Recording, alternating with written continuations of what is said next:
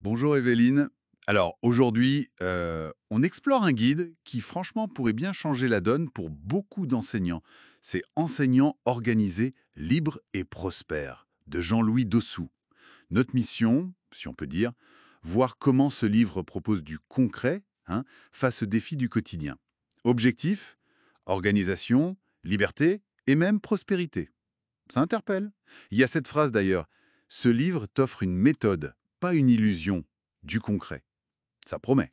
Oui, et c'est un livre qui arrive vraiment au bon moment, je trouve. L'intro, elle pose bien le contexte, surtout pour l'Afrique francophone.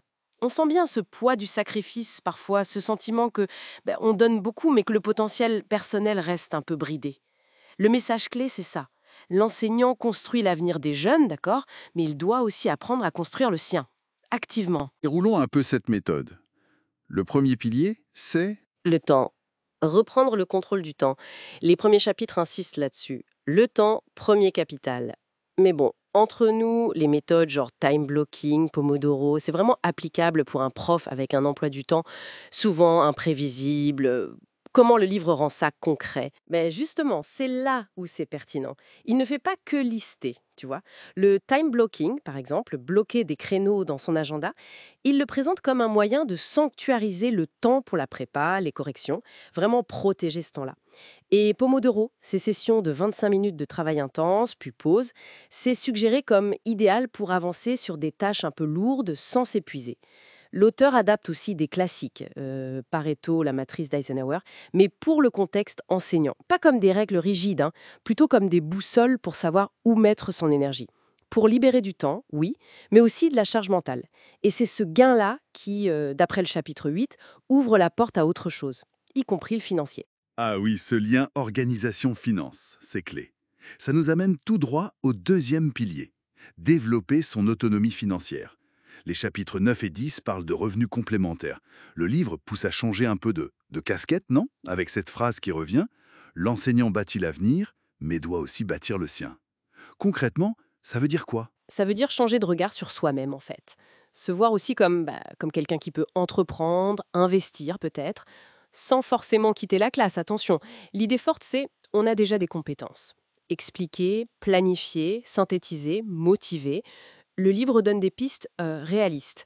Vendre du contenu pédant en ligne, faire du soutien scolaire pointu, monter des petits projets locaux, des trucs compatibles avec le métier. C'est un appel à enrichir sa vie, quoi, en utilisant ce qu'on sait déjà faire. D'accord.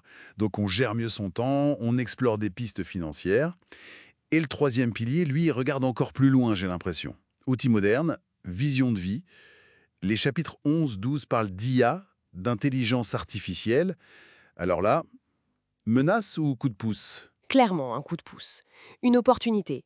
Le livre démystifie un peu l'IA. Il la présente comme une assistante, en fait, pour aider à préparer des cours, créer des exercices, même faciliter la communication avec les parents. Pourquoi pas? L'idée, c'est pas de remplacer, hein, c'est de décharger, gagner du temps sur le chronophage. Et cette ouverture aux outils, ça s'inscrit dans une vision plus large, abordée au chapitre 13. Construire un vrai projet de vie. Un projet de vie global, c'est-à-dire? Aller au-delà du pro. Exactement. Ne pas voir sa vie en tranches séparées, boulot, perso, argent, spiritualité, mais définir une direction globale, cohérente. Qui donne du sens. Et là encore, c'est pas juste des mots.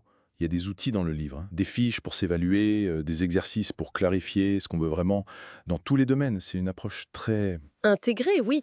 Donc, pour résumer, si on veut vendre ce livre à un enseignant, on lui dit quoi? que c'est une boîte à outils. Pratique, c'est ça. Pas de blabla, mais une méthode étape par étape qui colle à la réalité du terrain et adaptée au contexte africain, comme dit la préface, avec la promesse d'une transformation possible dès maintenant. C'est tout à fait ça. Et ça soulève une question de fond, je trouve, que le livre pose indirectement. Et si la clé, c'était moins d'attendre que le système change, que de décider soi-même de se transformer, en utilisant les bonnes stratégies, les bons outils, c'est une question de posture, d'action. Une perspective qui responsabilise, c'est clair. Pour finir cette exploration, il y a cette phrase de la dédicace qui marque. Tu n'as pas besoin d'attendre un miracle, tu es déjà la solution. Voilà qui donne à réfléchir bien au-delà de notre